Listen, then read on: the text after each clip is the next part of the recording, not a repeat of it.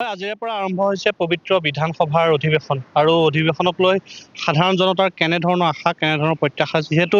doctor Himanta Biswa Sarma দ্বিতীয়বাৰৰ বাবে মুখ্যমন্ত্ৰী তথা NDA তৃতীয়বাৰৰ বাবে যি চৰকাৰ গঠন হৈছে আৰু তাৰপিছতে আজি প্ৰথম যিহেতু বিধানসভাৰ অধিৱেশন আজিৰ পৰা আৰম্ভ হৈছে তাকে লৈ সাধাৰণ জনতাই কেনেধৰণে আশা কৰিছে এইবাৰ অধিৱেশনক লৈ আমি কথা পাতিবলৈ যত্ন কৰিম কেনেধৰণৰ আশা আজিৰ পৰা যিহেতু ডক্টৰ হিমন্ত বিশ্ব শৰ্মা নেতৃত্বাধীন চৰকাৰৰ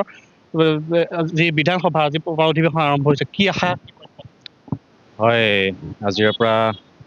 নতুনকৈ নিৰ্বাচিত হোৱা বিধানসভাৰ অধিৱেশন আৰম্ভ হৈছে গতিকে আশাটো যথেষ্ট আছে আৰু ৰাইজে তেনেকৈ সঁহাৰি দিছে ৰাইজৰ সঁহাৰি পাই নিশ্চিতভাৱে তেওঁলোকে পুনৰ অসমখনক লৈ তেওঁলোকে সপোন দেখিছে নিশ্চিতভাৱে তো আমাৰো সপোন আছে গতিকে প্ৰথম অৱস্থাত আমি শুভকামনা জনাইছোঁ চৰকাৰখনক আৰু যথেষ্ট কৰ্মদক্ষ মুখ্যমন্ত্ৰী হিচাপে ৰাইজে আঁকোৱালি লৈছে আৰু কিন্তু এটা প্ৰসংগ আছে যে ৰাইজৰ হিয়াৰ আমঠু জুবিন গাৰ্গৰ যিটো ঘটনা ন্যায়ৰ কথাটো আছে এই কথাটো আমি আশা কৰিছোঁ হিমন্ত বিশ্ব শৰ্মা ডাঙৰীয়াৰ এজন চৰকাৰ এই চৰকাৰখনে তেওঁলোকৰ যি প্ৰতিশ্ৰুতি আছিল যে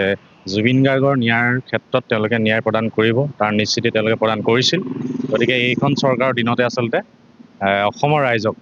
জুবিন গাৰ্গৰ ন্যায়ৰ যিটো আছে সেইটো ৰাইজক মানে ন্যায় যিটো দিব পাৰিব বুলি সক্ষম হ'ব বুলি আমি বিশ্বাস কৰিছোঁ গতিকে আমি তেওঁক এইটো আহ্বানো জনাইছোঁ যে তেওঁ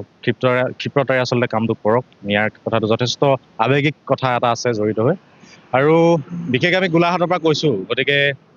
গোলাঘাটৰ কথা ক'বলৈ গ'লে আমাৰ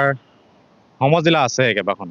তাৰে আমাৰ এখন সমজিলা খুমটাই কিন্তু খুমটাই সমজিলা সদৰৰ যিটো স্থান এই স্থানৰ ক্ষেত্ৰত চৰকাৰে এতিয়ালৈকে কথাটো আচলতে ওলমাই ৰাখিছে গতিকে এই কথাটো আমি খুমটাইবাসী বৃহত্তৰ খুমটাইবাসী ৰাইজে আমি বিভিন্ন সময়ত আমি প্ৰতিবাদ সাব্যস্ত কৰিছোঁ আমাৰ দাবী জনাই আহিছোঁ যে এই খুমটাই আচলতে দেশৰ বাবে সৰ্বোচ্চ বলিদান দিয়া আমাৰ কেপ্টেইন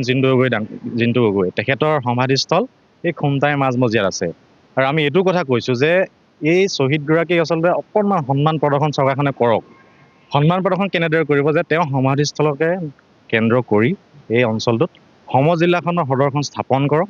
শ্বহীদগৰাকীলৈ সন্মান প্ৰদৰ্শন কৰা হ'ব আৰু এটা ৰাস্তাৰ বাহিৰে তেখেতৰ আচলতে স্মৃতিত একো নাই আৰু ৰাস্তাটো তথৈবচ অৱস্থা বৰ্তমান হৈ আছে তাৰো আমি দাবী জনাইছোঁ স্থানীয় বিধায়কগৰাকী আছে যথেষ্ট জনপ্ৰিয় বিধায়ক হিচাপে প্ৰতিষ্ঠা লাভ কৰিছে তেখেতকো ৰাইজে যথেষ্ট সঁহাৰি দিছে গতিকে তেখেতৰ বিধানসভাত তেখেতৰো আমি সক্ৰিয়তা আমি আশা কৰিছোঁ যে খুমটাইৰ আচলতে জিন্তু গগৈৰ ক্ষেত্ৰখনক আচলতে খুমটাই সমজিলা সদৰ হিচাপে লওক আৰু চৰকাৰে এইটো প্ৰতিষ্ঠা কৰক আচলতে এইটো ওলমাই নাৰাখিব আমি ইয়াৰ পৰা দাবী জনাইছোঁ আৰু চৰকাৰৰ যি UCC কথাটো আছে এইটো আমি ৱেলকাম জনাইছোঁ এইটো খুব ভাল প্ৰতিবেদন আগবঢ়োৱাৰ বাবে মৃদুস্মন্ত বড়ো আপোনাক ধন্যবাদ জ্ঞাপন কৰিছোঁ